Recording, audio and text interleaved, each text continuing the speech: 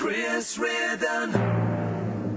From the Mirrorball Studio in Royal Berkshire, this is Chris Reardon. Welcoming you to today's United Kingdom talk.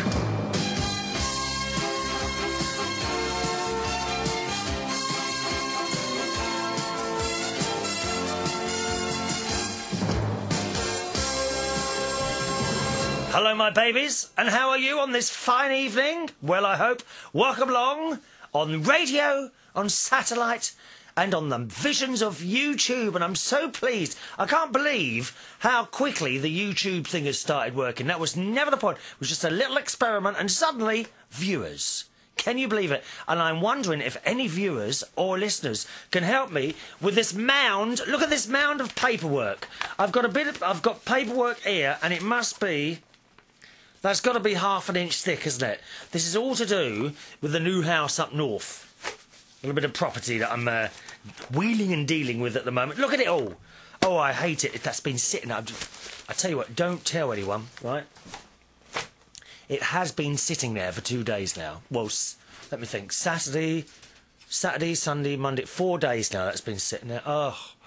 The thing is, you look for it, bits and pieces want witnesses, other bits you do yourself. I mean, where have I got witnesses? There's no one here, only the cats. What are they supposed to do? Put their paw print on the end of the bit of paper?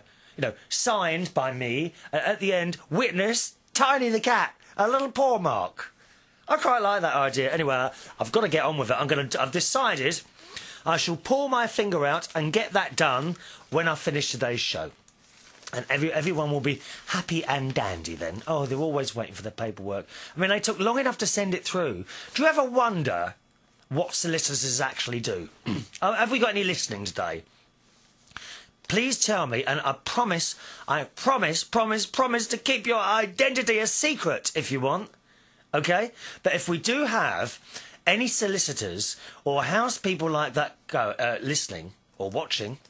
Please tell me why, oh why, does it take months and months sometimes to buy a house? Is it? Now be honest with me, please don't tell any lies. Is it because you've taken on so much work and you're so greedy with your money that you can't cope? Is that what it is, lovey? Tell me. It can be our little secret. Ours and the friends and listeners to United Kingdom Talk. Eh? Let me know. I've got an email address, and the email address is chris@unitedkingdomtalk.co.uk, all right? chris@unitedkingdomtalk.co.uk. A warm welcome along to you. This is Chris Reardon with you. United Kingdom Talk, our 3 times a week talk show. All over the place. Like you, my darlings. Thank you, as always, for the emails. Quite a few emails to do today. I want to start off with young Thomas's one. And a very, very interesting email from Toby. Toby, you are naughty, writing things like that. I can't read that out. I'll read bits out. Here, I can't find... where's that email I was going to start with? I've lost it now. Oh, what have I done with that?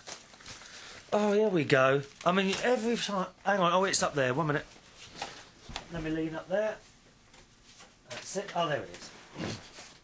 For one, we don't like to lose emails, so I'm going to go straight into that in a second. Meanwhile, is sound lighter than air? Come on, there must be 1 or 2 scientists there at the moment. Perhaps we've got some boys and girls, younger boys and girls, who are at school, right, and could possibly ask their teacher the question for me. Is sound lighter than air? And I'll tell you why I'm asking that. I have moved my microphone to below my mouth. Now, it used to be above here, but I became aware that, like, on the camera thing, it kept obscuring my large nose. You see, because I have got quite a large nose.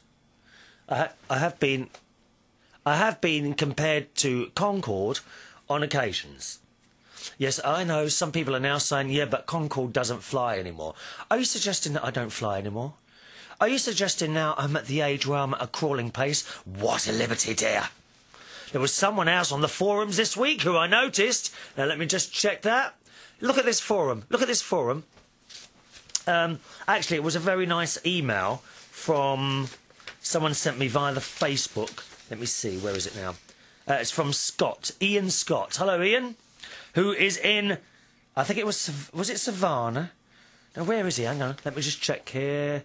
Yes, Savannah. Welcome to Savannah in Georgia. Georgia, he's an expat. What's an expat? I don't know. Isn't an expat someone who you used to pat? Did he used to get pat when he was younger? I'm saying that.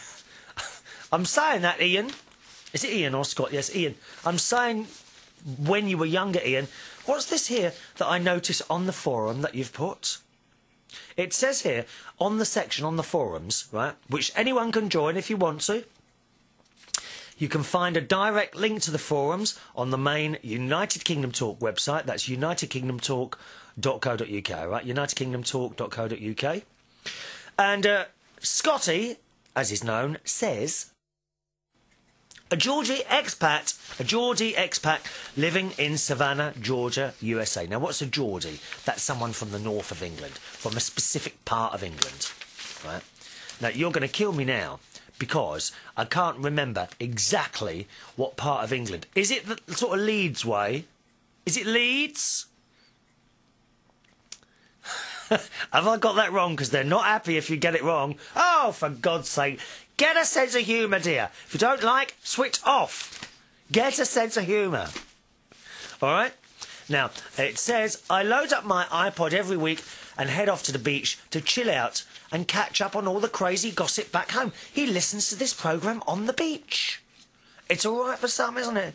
There we are, stuck in the coldness of the UK while you're sunning yourselves on the beach all over America. Is that all Americans? Are you constant? Is it like Australia? Because they don't do any work in Australia, no? Oh, no, dear. Haven't you watched Neighbours? They just go to the beach all the time and chill out. I mean, that's the way to be. And that's why, at some point, I do hope to be offered a job in Australia. It hasn't happened yet. We have a friend and listener, let me just look him up for you, who is in Australia. He watches the YouTube things and listens on the radio as well. And let me see his name. It's not very nice, is it, to forget people's names, but I'm memory like a sieve. Absolute memory like a sieve. Let me see, where is he now? I'll recognise it as soon as I see it. Or maybe not. Oh, I've got this wrong, haven't I? 1 minute now. Do you ever wish you'd done something before you started the show? Well, I mean, I do. I mean, all this preparation, look, all this preparation, piles of papers here, but I keep getting, I never stick to what's here. That's the trouble.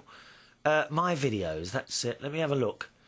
There's our friend, because he's also a great fan of one of our karaoke singers, who is Gwen. Where is he? There he is. Found him. It's William. William, who is on the radio in Australia. Yes. Now, what's it say? He's in Sydney. Hometown, London. London. Land of hope and glory. One day, one of my ambitions is to sing that at the Royal Albert Hall on last night of the Proms. What do you think? With the great big orchestra behind me? Oh, I'd love that. I tell you what, do you know my friend Gwen, who I've spoke about many times? She sings. And I'd quite like to have her, you know the bit that goes, when Britain never lost, that bit there, in Rule Britannia. I think she'd be good at that. What do you reckon? Well, I'll try and I'll see if it's on the karaoke system, actually. Yes, William is in Sydney. He does some radio stuff there, and he likes clubbing. Well, I know you like clubbing, dear. I can see that from the bags under your eyes. Great. I mean, they look like suitcases to me. This is William. I've got a picture of him next to me. I'm sorry I can't see it there. Clubbing, karaoke, travelling, music, fun, laughter, journalism, politics and more fun. He just likes fun, boys and girls. And that's the way to be. Fun, fun, fun. That's what this programme's all about, having fun. What else? He's looking for Ali Brandy is my favourite movie. Never heard of it. What on earth is that? Looking for Ali Brandy. He also loves a French film called Le Boom. Very cute. Well, I hope that's not a rude one. We don't do rudeness here, dear. I quite like a French film. Do you remember The Red Baloon? Who remembers The Red Baloon? No? It was about this balloon, a little boy with a balloon, and he lets the balloon go. Cut a long story short, it flies all over the place, and eventually some nasty children, they get a stone and they pop the balloon. But it doesn't burst, it like starts dying quietly, and you know the air comes out. And then at the end of the film, maybe I shouldn't tell you this or you won't watch it, will you? At the end of the film, lots of other little red balloons come up and they rescue it. Oh, I was in tears, dear, tears. Poor little balloon. Have you seen that one, William? The Red Balloon. Do you speak French? Bonjour, mon ami. See, there's no point in speaking French if you don't put the accent on as well. That would sound like bonjour, mon ami. You got to do the accent. Bonjour, mon ami. Comment ça va? Ça va bien, merci, et vous? We have some lovely French people come in to play Bingay every Monday night. There's some photos of that. If you've never seen them before, do have a look on the Bingay website, www.bingay.com. That's what I do every Monday. It tells you where it is and everything at Golden Lion in King's Cross. Two French people come there week in, week out, and they don't half win a lot, although they didn't win last night. They didn't win last night. They only played 2 games. They played 2 games, they had a meal, and then they went. Do you think that's because they didn't win? What a liberty, dear. You can't win all the time.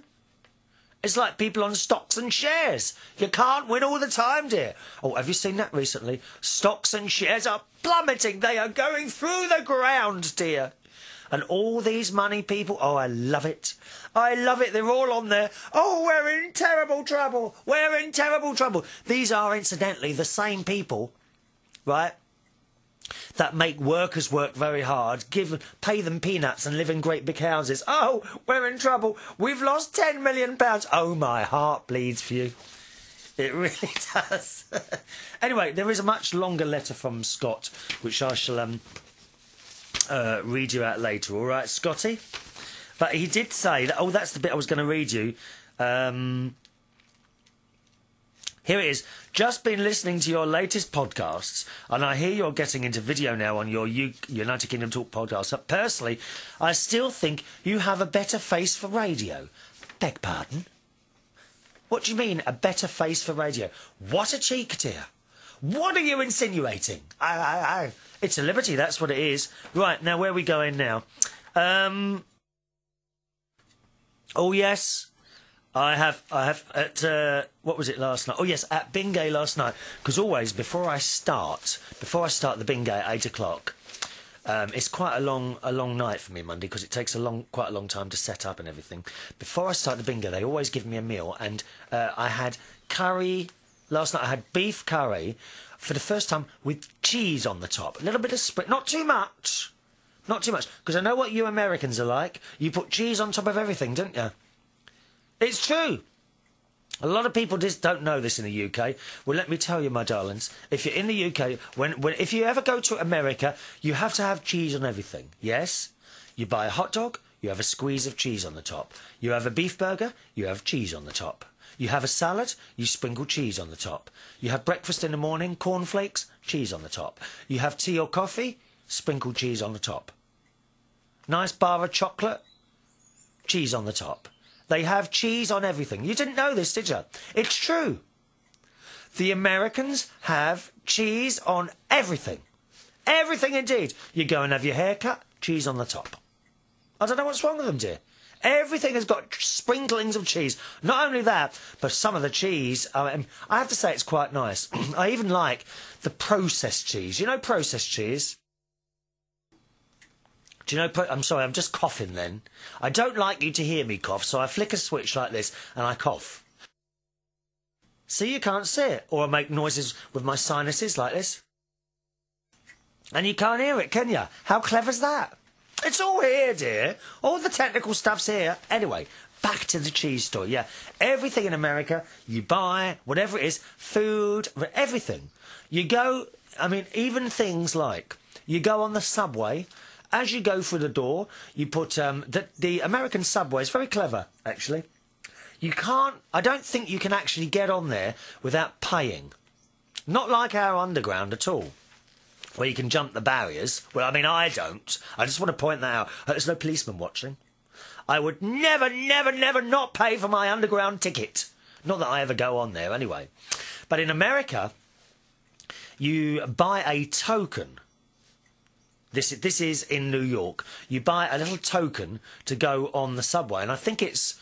Well, when I was there, it was $1.25 or $1.50. And I think you could go anywhere for that. And you then, once you've got your token, you come to a big gate. It's like, you know, turnstiles? So there's like 4 things like that, and they turn and you go through them, right? Well, here in the UK, we do have some like that, but they only go like as far as like your waist height. So it's ever so easy to jump over. I've seen it many times before. In America, these turnstiles, they're like, almost like gates, kind of, I don't know how to explain it. They're like gates, but they go all the way up. So the only way you can get in is to actually turn the thing. And if they go all the way up, then, as I say, the only way to go in is to turn it. And the only way to turn it is to put your coin in, and then it lets you in. I'm sorry, I was just scratching my ear then. Anthony, he was watching, my friend Anthony, he was watching the YouTube video, and he said, I did see you pick your nose at one point. How dare you? I would never pick my nose. I might do that. It's not picking it. I think that's disgusting, don't you? Nose picking. Oh! And you see people, you always see them in the car. Next to you, don't you? You always see people picking their nose in the car, and I think it's disgusting. I never pick my nose. You just need to give it a good blow. All you need is a nice clean piece of tissue, possibly not like the one I've got in front of me there, which has been used quite well. Can you... Well, I'll explain. The tissue is now torn in parts because it's been used quite a lot. But this is important to save trees. You can't just go pulling off a new piece of tissue every time you want to blow your nose. Where will it all end? We'll have no trees left here. No trees. God knows they're taking enough of them down at the moment. And you take your thing. You do not pick your nose. You blow gently. Gently like this. There we are. Nice blown nose. Where else? Where else can you get a blown nose at this time of the day? Exactly. So, that's the New York train. So you have to put your token in to get in there, and it all works very well. Can't understand why they don't do that here in the UK. They're always moaning about people getting on the trains and not paying for them. I mean, they do have ticket inspectors, but the times I've been on, certainly on an underground train, I don't think I've ever seen a ticket inspector on an underground train. I've seen them on overground trains, actually quite often. When I've gone on a normal train, I suppose 7 out of 10 times someone comes right through the carriage and checks tickets and things, but never on an underground train. Anyone seen that?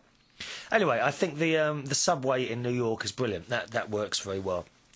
All right, so how did we get onto that subject? Just having a look down here at my things. Oh, yes, the Americans, they have cheese on everything. As you go through the subway, a bit of cheese drops down onto your head. You have your hair cut, they put cheese on the top. Everything in America has cheese on it. All right, remember that. And it actually starts as soon as you come through the airport. Yes, as you get off the plane, right, you walk to the passport control. As you go through the passport control, he looks at your passport like that, he stamps it, sprinkles a bit of cheese on your head and says, "Welcome to America, sir." It's bizarre, isn't it? It's just one of those strange customs. They have those in other countries. Good. So I had cheese on the top of my curry in Bingay last night, and that was very nice. And guess what? Last night, I thwarted someone who was going to treat. That's a good word, isn't it? Thwarted. Do you like that? Thwarted. I thwarted. Someone was going to cheat. It's a liberty, that's what it is. They think they take liberties with me, dear. All that toil and hard work I go through to make it a nice evening, to try desperately and make it a nice evening for people, and they tried to cheat. No, I'm not mentioning names, because there might be Bingay players watching or listening to this programme? No, no names. Horses wouldn't drag it from it. Do you want to know? No, no, I can't tell you the name. What does thwarted mean? Hang on a minute. I've got my my university. I've got a rather large dictionary, which I like to look up words. Now, this was my mum's, the Reader's Digest Universal Dictionary. It's quite old, this. I wonder how old this book is. Wait a minute. Will it say the reprints, or no date on there or anything like that, is there? I think this was, I'm sure this was 1980s. Oh, here we are. Copyright 1987, I got this. The Reader's Digest Universal Dictionary. What was we saying? Thwarted. What exactly does that mean? No one cheats at my bingo and gets away with it, dear. I thwarted them, though. You'll die when I tell you what I did. Shall we just have a little jingle? Have a listen to this. Here we go. Little jingle for you so you know where you are. Across the UK and across the world. From the Mirrorball studio in Royal Berkshire, this is Chris Reardon. Yes, welcome along. Chris Reardon with you, United Kingdom Talk. Looking for his dictionary at the moment.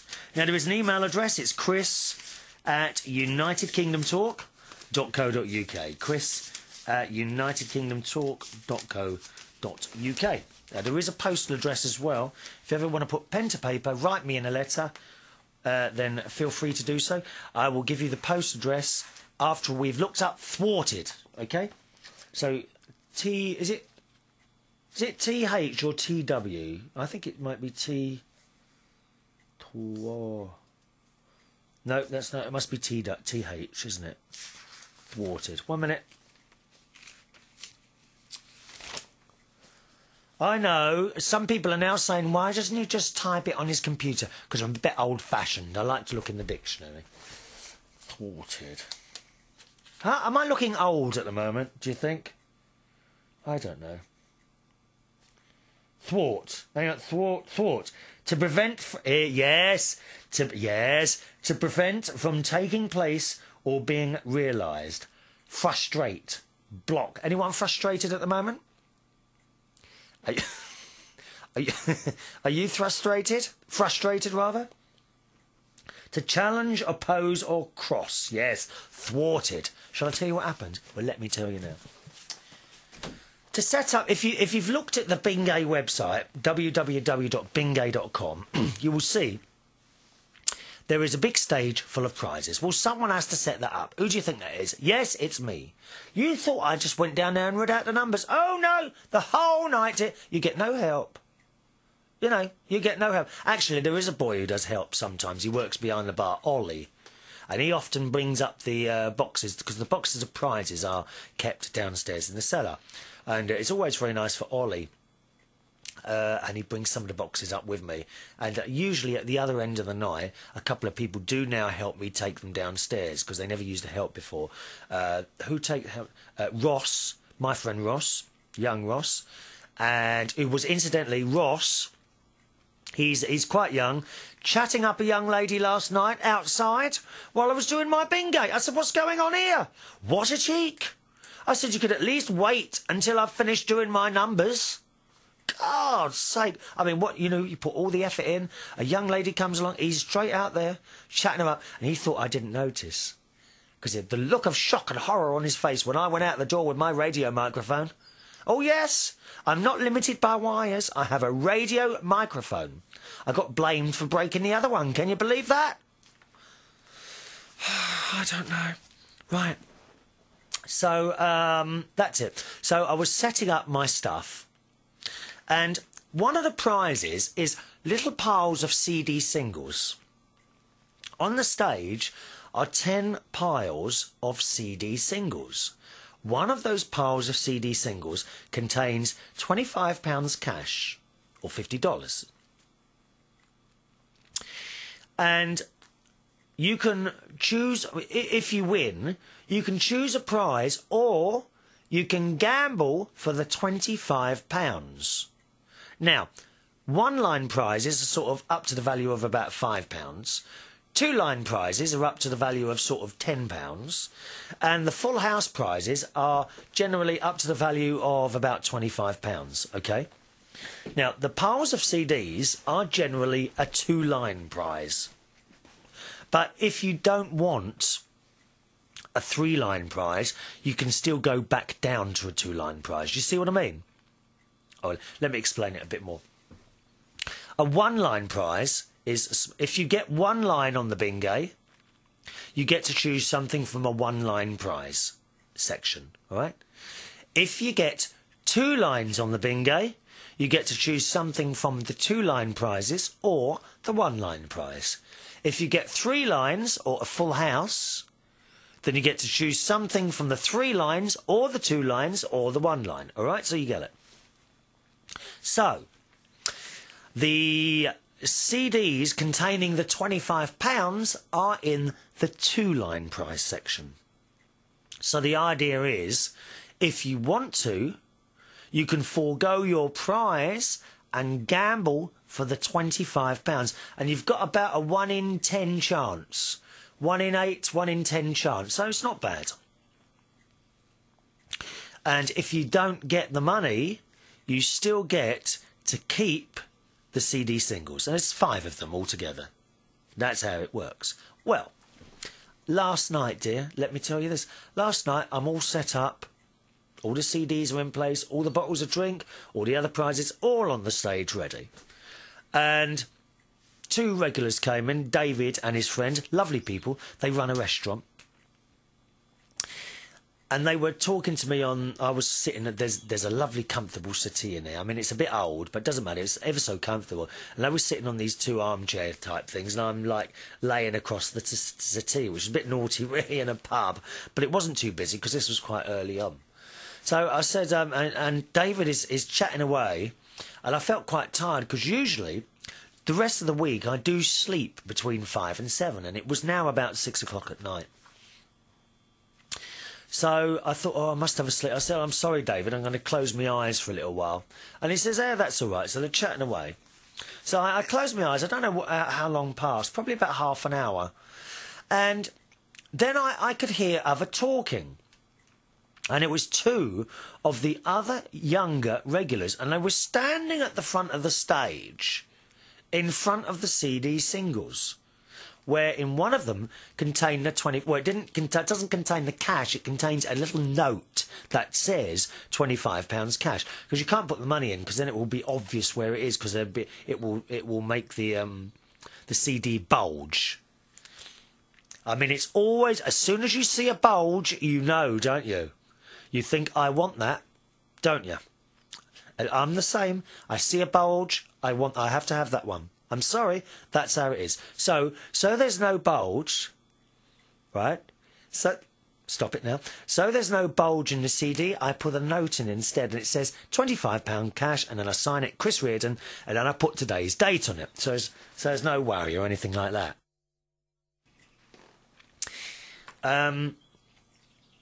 So I kind of just opened my eye a little bit so I could watch what was going on.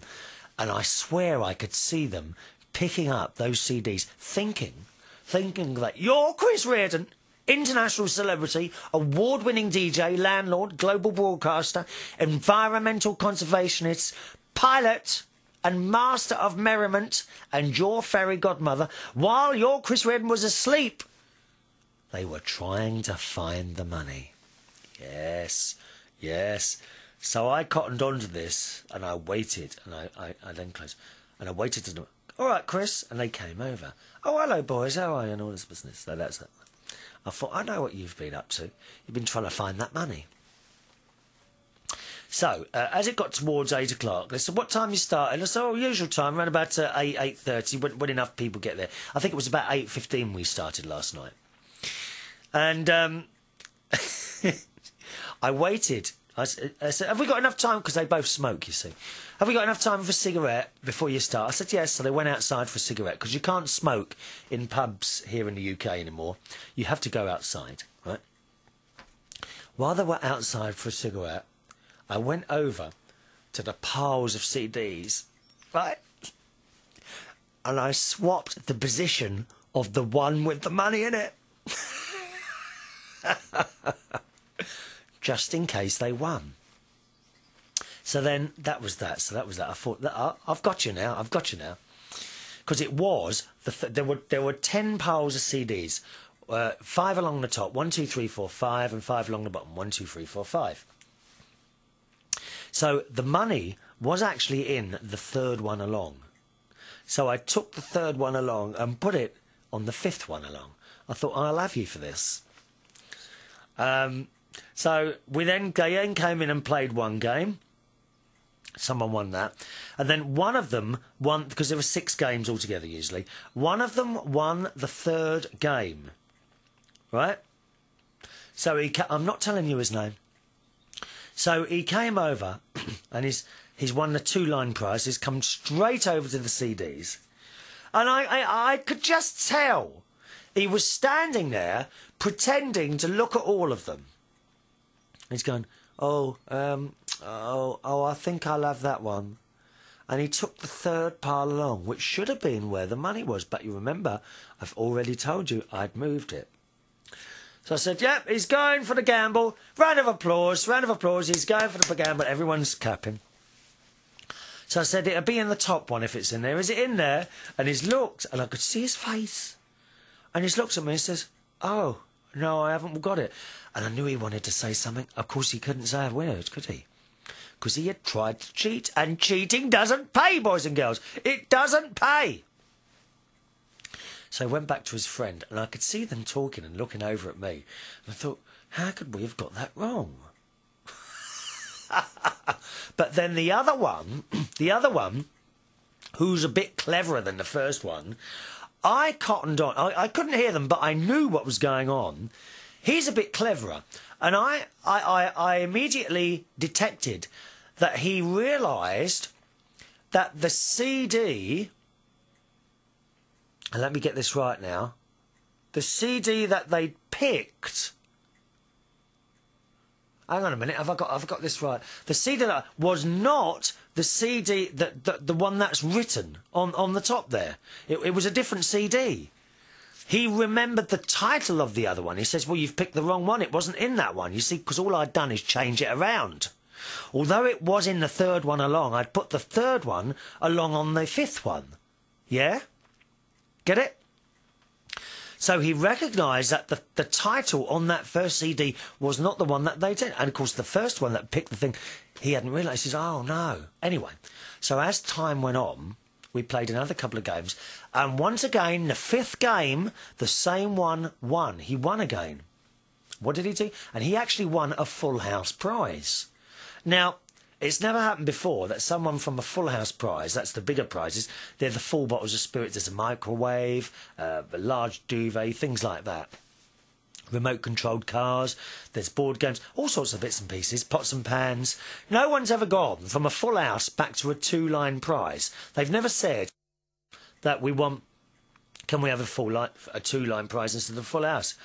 But once again, this boy, he went straight over to the CDs. And again, he was looking there, pretending to look at them all. And guess what? He picked up the one that was fifth one along on the top, which was the original CD that I'd put the money in. Yeah. What I haven't told you that yet is, between games 3 and 5, they went out for another cigarette. And guess what I did? That's right. I took out the little note that says £25 cash in it and put it in one of the other CDs. So he came along and he picked up the one that was fifth one along, where the money was. And he's taken it over to his friend and they're smiling at each other. And they looked in the CD and guess what? No note. I looked at them and they were absolutely gobsmacked, these two. Stop it. They were gobsmacked that the money wasn't in it. And I could tell they were dying to say something to me. They were absolutely dying to say something to me. But they couldn't, could they? Because everyone in there would have known they had cheated. I am naughty, I like. Am I naughty? Now, always, at the end of the night, at the very end of the night, if the money has not been won, I then get a member of the audience to come over and I'd say, OK, pick up that pile of CDs, open the first one on top and tell me if there's anything in there. And then they pull out the little bit of paper. Guess who I chose to come up? I chose the boy. I say boy, he's about 28. I chose him to pick. I said, would you like to come over and show us where the money is? Of course, he's jumped up. Come over. He said, it's in that one. I said, nope. He said, is it in that one? No. Anyone else want to guess, is it in that one? I said, pick up that one. Second one down on the left. He said, on the bottom row? I said, yes. He picked it up. And I always get them to do this in full front of everyone, so you know there's nothing dodgy going on. Because people have to see that money is in there. Absolutely always. And hand on my heart, that £25 is always in one of those CDs. Anyone could come up throughout the night at any point if they wanted to and say, can you show me, I want to see where the money is now, and I would be able to say, right, pick that one up there. And of course then I'd have to change it around and put it somewhere else. But hand on my heart, I wouldn't lie, the money is always in there. So he came along, picked up, and his openness, oh, it's in here. And he looked at me, and I thought, you're dying to say something, aren't you? And he read it out. £25 cash, Chris Reardon, and yesterday's date. There it was. Everyone saw that, and they always clap. I don't know why people always clap when we've done that. Now, just a minute. Have I done something wrong here? Sorry. What I'm doing, this is where I keep my little bits of music. You know the bits of music you hear in the middle of the programme? They're all on a screen next to me there, so that's what I'm doing. So there we are. Cheating was thwarted, boys and girls. Thwarted. Don't try and cheat at my Bingay, because you will come a cropper. So instead of him ending up with, I don't know, a nice DVD and a bottle of spirits, he ended up with 10 CD singles. That's the way it goes, I'm afraid. Now, I do, the whole idea is you gamble for the money, you see, and if you don't get the money, you still keep the CD singles. I do make an exception. We have a deaf group that come in, and I allow them to look for the money if they want to, right? They look for the money if they want to in the CDs, and if it's not there, I allow them to put the CDs back and then choose a DVD with subtitles, because obviously CD singles are no good to someone who's deaf. And again, one of those two last night shouted out, no, that's not fair, that's not fair. I said, well, what do you do? I said, they can't hear the music. Well, that's not fair, they've got an advantage. I said, well, that's how it is. They're deaf, they can't hear the music. I allow them to look for the money, the same as everyone else. But if they don't get the money, I allow them to put the CDs back for someone else, and they choose a DVD. That's how it works. And that's how, you know, you've got to be a little bit, what's the word, accepting, haven't you? Oh, you have, you know. Yeah, yes, of course. I suppose they have got a little bit of an advantage here, because if they don't get the money, they get the DVD. But that's how it works. End of story. Now, the postal address then, to put pen to paper, which is just up here on the left. Hang on, let me get that. I can't. Oh, I'll have to do it. Oh, just a minute. Let me get me a bit of paper down off the wall there. Oh no, I've dropped everything. Oh, there it goes. See, I keep everything on a cork board next to me, and I've just dropped all these bits of paper. Just a minute, behind the desk. Oh dear, what it? This whole place, I'm sure my entire house one day will just disappear under useless pieces of paper all over the place. What's that there? That's a receipt for glue. When did I buy that then? Blimey, 18th of June, 07. I need a secretary, really, don't I? Right, here we go. Okay, what's that? No, I can hear a buzzing noise. I don't know what that is. Okay, here's the postal address. If you want to put pen to paper, please feel free to do so. It's United Kingdom Talk, P.O. Box 4073, Bracknell, Bracknell, RG42 9ED. Right, well done, those of you that spotted I gave out the wrong postal code the other week. Well done. Very impressed by that. Once again, it's Chris Reardon, United Kingdom Talk, P.O. Box 4073, Bracknell, Bracknell, RG42 9ED. And if you're outside the UK, right, United Kingdom, okay? Right. Couple of emails then. Here we go.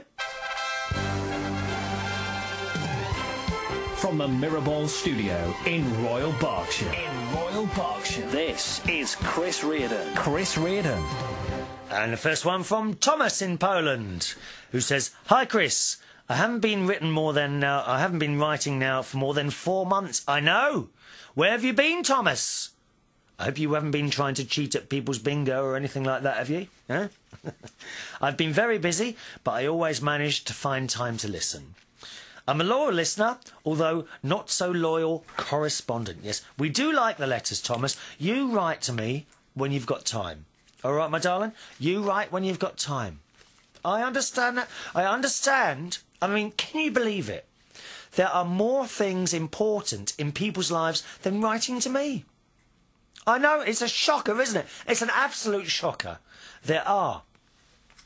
Now, I feel I have to finally time to write to you. Oh, hang on. Now I feel I have to write. Finally, least you would think you waste your time and people are not listening anymore. Oh, no, I don't think that at all. Lots of people are listening who have never written and probably will never write. They don't want to. That's okay, I understand that. I've said before, some people who do radio shows, they actually rely on emails and letters to do the show, and I'm afraid that that just doesn't work. It's not good at all, because what do you do when emails dry up? You've got to have something to say. You absolutely have. You need to do a little bit of work, find things to talk about. Just talk about life in general, like me. Or you can go on the more serious side and write things about news and talk about news stories and world events and that sort of thing, which sometimes we touch upon, don't we? But never, if you ever want to do a podcast or a radio show or something like that, you must not rely on emails, because it doesn't work. You'll soon come a cropper. Thomas says, in fact, I promote your show whenever I have the opportunity, and I'm sure there are more and more listeners, although you skillfully avoid political topics. Oh, yes, we do. Well, we don't like political people, do we? I mean, they're all thieves and robbers. Look at the Prime Minister and the Chancellor of the Exchequer of this company. Take. Oh, God, I've got nothing left here. I've barely got a piece of bread and butter to eat here. Terrible here in the UK. Don't think you come all over here and, you know, we've got everything. We haven't. We're poor, love. In fact, I promote your show. Oh, yes. But now, where are we going? We love political talks in Poland. But now I want to mention another popular entertainment, namely the stock exchange. We have a very big percentage of people investing in stock exchange individually, much more than in funds. They have all been earning for the last 3 years of rise, and now they have to swallow their losses. Yes, I love it, don't you? Oh, you hear them, don't you? I work there's a particular person I work for, and he always goes on about how much money he's made. And it bores me to tears. It bores me to tears. Oh, I've got this. Oh, I've made that. And he's always so tries to be so superior. He's one of those people with an Apple Mac computer. Right? Yeah, it's one of those people, an Apple Mac. Now, my friend Anthony, he knows people with Apple Macs. I mean, maybe you've got one yourself. Does it make you feel superior to other people? Now, don't get me wrong. Fantastic machines. Highly reliable. Easy to work, and all this business. So I've heard, although I've never tried one myself. Although I tell you what I did try the other week. One of those Apple... Oh, what's it called? Apple Touch. Oh, yes. And I could be a Chris Touch, couldn't I? Touch me. Touch me. Touch me. The Apple Touch, which I found exceedingly easy to work. Much more than my my very first MP3 player that I had. But for some reason, a lot of Apple Mac people walk around thinking they're superior to other people. What laptop have you got? Oh, I haven't got a laptop. I've got an Apple Mac. Have you heard them? Oh, you must have. Oh, and you know, Anthony was telling me he had, I think he had a laptop out, and one of them coming, oh, what's that? Well, it's my laptop. Oh, it's nothing like my Apple Mac. And they are beautifully designed, don't get me wrong. But please, you really aren't superior. And it's the same with the money. Doesn't matter how much money you've got, I'm not impressed. I'm absolutely not impressed. Oh, I made so much on a house the other day. Oh, I paid this in tax this year. Not impressed. You know, people who work in pubs. Tell you how much the pub made last night. Oh, last night we made £3,000. Not impressed. And? What do you want me to do? Not impressed. Impress me by saying I made 10 people walk out the pub last night and smile. That will impress me. They come on the telly, don't they? Big banks. Oh, we made £18,000 million last year. Not impressed. Not impressed. But money makes the world go round. Not impressed. Tell me how many people you made smile. That will impress me. So when you say here, Thomas, you know, about these people earning money in the stock and now that they have had to swallow their losses, good. Serves you right. Our stock exchange, Thomas says, is very young and I have got a few shares. Not many. Just a few shares here and there. Not many, though. Not hundreds and hundreds and hundreds. Our stock exchange is very young and rather small, Thomas says. This is in Poland, of course. Although we have not much more than 300 firms on it. We have the... Yeah, but you start small, you know. Big trees grow from small acorns and all that. That's an English saying. An acorn is it's a little thing like that. And from it you get the most enormous, beautiful trees, acorns, aren't they? Have you seen an acorn tree? Oh, beautiful trees. What's the other trees I like? I'm surrounded here, of course, by pine trees. Big, tall pine trees that are... I'm looking out the window now. And the pine trees are, I would say, 2.5 to 3 times the height of the house. Beautiful. I love it here in Bracknell. Bracknell Forest I live. People are seated by their computers and trading with shares in Poland. I'm not in it, but I was in 1994. Now, I didn't know this, Thomas. That was only 3 years from the start of our stock exchange. In that time, the price was fixed once in the end of session. I'm not quite sure what you're saying there.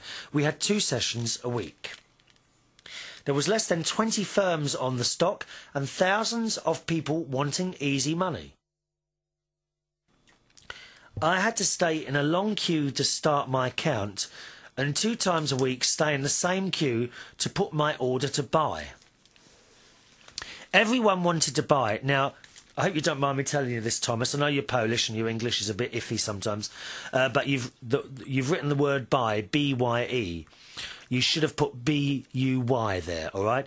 Buy, the way you've spelt it, B-Y-E, means buy. That means goodbye. Bye. OK, so you've used that wrong there. It should be B-U-Y, OK? I don't mean that as a put down. I'm just, because you're trying to learn English, so I'm kind of helping you do that. Everyone wanted to buy, but not many wanted to sell. And as the stock was very small, the price is raised. That's how it works. The limit... Oh, what's this say here? The waste... There was... I'm not quite sure what you're saying there. There was limit of change established on 10%. Sorry, Thomas, not sure, can't work out what you're saying there. Anyway, that's okay. There was no possibility that the price rise or loss would be more than 10% in one session. But when demand was too big, the transaction was frozen and price went up. And you've actually put there again, there was no possibility that the price was frost. I think you meant price was frozen there, my darling, all right? So you should have said, but when demand was too big, and the two should have been a double O, the transaction was frozen, all right? And price went up until it reached levels where some offers would would carry on there. So the prices went up 10% 2 times a week. Sometimes there was a little correction of rising, but people immediately started buying again, considering it as a special promotion which couldn't be spoiled. Yes, but you have to remember, Thomas, it's all very well. Everything goes up sometimes, it goes up. It always comes down, always. Many people get loans in banks and mortgage their houses and estates to get money for shares. That's dangerous. Many became rich. Just imagine more than 10% rise every week. Common ground. Yes. For instance, the price of one firm called Universal went up one year about 100 times. The firm is bankrupt now, but it was called Emperor among investors in that time. So it lasted since one day I saw everything go red. That's when the prices come down. I thought it was high time to sell. Unfortunately, everybody thought so. So panic burst, and as a consequence, transactions were frozen and prices started to fall. 10%, then another 10, and another, and still nobody wanted to buy. So the limit was taken off, and in one session, the prices went down to a very low level. I didn't manage to sell when the falling began, so I decided not to sell them at all, counting that they must rise sooner or later. Yes. And I'm of that opinion as well, Thomas. I think you need to be in it long term. When things start falling, don't suddenly jump. Wait. I personally think one should wait. Sit it out. Because they have to go back up again at some point, don't they? Finally, I sold them after a year of stagnation when I needed money to buy my flat. All in all, I get up out of it quite unharmed, considering I bought chip and sold chip, but for many people who was buying for borrowed money, that was ruining their lives and fortunes. Yeah, I mean, I wouldn't risk selling my house to buy shares. Absolutely not. And that's just madness to me. In a way, I think it's greediness. You've already got that and that and that. If you've got money to spare, I think you could invest that in shares. Or put a little bit of it in there. But don't go selling. I mean, people get greedy. They really get greedy. Don't go selling everything to buy something else that you're not quite sure. Why risk that? Don't risk it. Thomas says, let it be a good lesson for me and others. I must confess, sometimes I miss the thrill of emotion of that period, but I'm now responsible for my family and must be much more prudent, so I am. That's from Thomas in Poland, and I think you're doing the right thing there. Don't risk your house money or anything like that. And just madness to me, doing that. All right? Thank you, Thomas. Nice to hear from you again, sir. Your English is all right. Now, I've got quite a few emails here. And there's no way I'm going to get through all these today, OK? So we'll do those on the next show. Hello to Colette. Little Colette, hello, my darling. All right, up there, Pennine Radio, isn't it? Yes, hello, Colette. She says, hi, Chris. Yes, it's the picky Scottish female here again, with Pushy. Just managed to get a bit of time to myself and thought, who can I spend my relaxing time with? And, of course, it had to be none other than you. Thank you, Colette, my darling. Nice girl. She said, whoops. Whose postcode is, and she gives the postcode that I gave the wrong postcode another time. She says, quickly corrected, of course, in professional manner. Of course, dear. Of course. We're all professional here. It's not amateur radio, dear. There's no Morse code.